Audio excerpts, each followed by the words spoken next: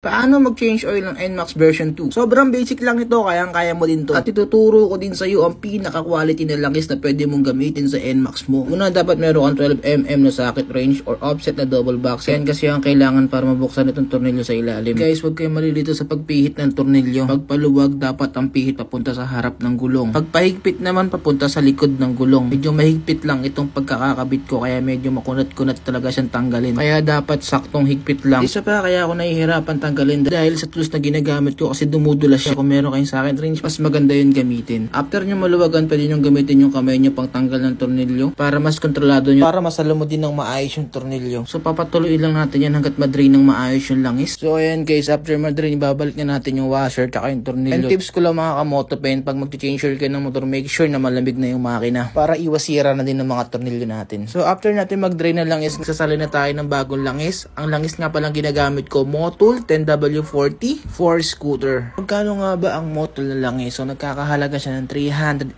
pesos. So sa halagang 380 pesos, meron ka ng quality na langis para sa iyong NMAX version 2. Hindi to sponsored pero highly recommended ko sa inyo to guys. Sa mga naghahanap ng bagong langis, pwede nyo itong subukan, Motul 10W40. Bali, ang nilalagay ko lang dyan, it's only 900 ml. Walang labis, walang kulang. Kasi ay nyo recommended ni Yamaha sa all stock na NMAX version 2. So after natin maglagay ng langis, ito na yung pinaka last part. Mag-oil reset tayo ngayon. Kasi every 1,500 ako nagpapalit ng langis. So, pag ni-reset mo yan, magbaback to 0 yan. And then, bibilang ulit 1 km to 1,500 km. So, after 1,500 km, magpapalit na ulit ako ng langis para safe yung makina natin. And syempre, iwas sira na rin ang makina natin. So, ugaliin natin magpalit every 1,500